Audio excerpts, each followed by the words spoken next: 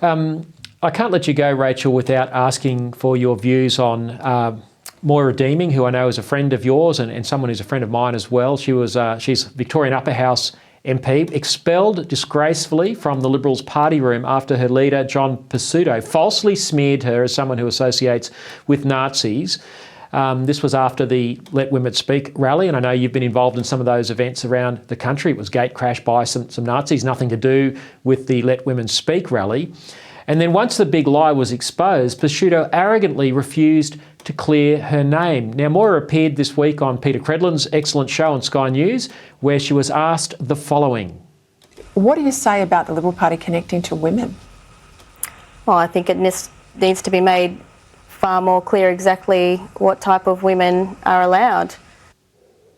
Now, Rachael, I wish I had the video of another interview that was done this week, but this was with Victorian Liberal Senator Jane Hume, where she was asked on Sky by Laura Jays why Moira Deeming had been expelled. And Senator Hume said it was because Moira was not a team player and it was because she was suing Pesutto for defamation. But Rachael, what else was Moira supposed to do? Are Liberal women simply meant to allow themselves to be walked all over by powerful men in the Liberal Party who treat them like dirt, as Senator Jane Hume's expectation? That seems to be what she's asking Moira to do, to be a team player. What do you think?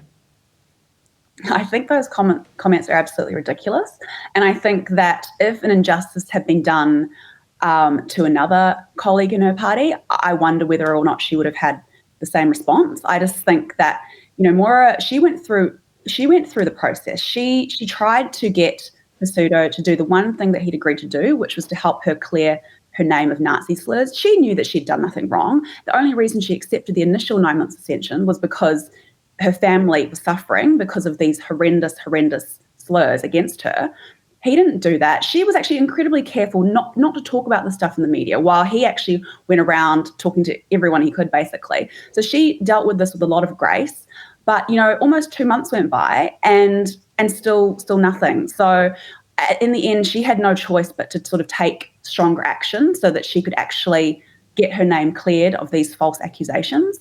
So I just wonder if someone whose views maybe the senator did agree with had a issue with someone in the party who had committed an injustice against that person, whether her views might be different. And I just think, again, like a lot of other people who are saying Moira was expelled for this or that, I think it's just excuses to basically get rid of someone who they don't like. And which goes back to what you were saying before about women, the type of women being allowed in the Liberal Party. And we see that it is women with more conservative views that are being targeted. But I just think it's quite interesting because they're seen as conservative views within the Liberal Party, but actually, more broadly, they're not seen as conservative views at all. They're actually seen as very mainstream views. Women and girls should be entitled to single-sex spaces, single-sex sports, biological sex is real. Those are not conservative views. Those are mainstream views. As Moira herself says, biological sex is not a left versus right issue. So, I think the Liberal Party just maybe needs to have a little bit of a reflection and to take a long, hard look at itself, because I don't see any conviction coming out of them on these kinds of issues. And I just think there needs to be some.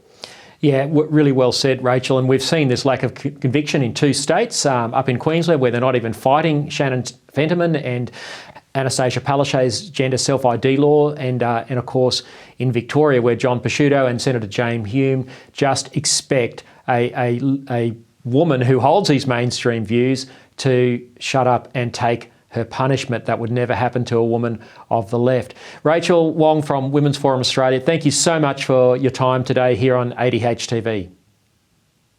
Thank you for having me, Lyle.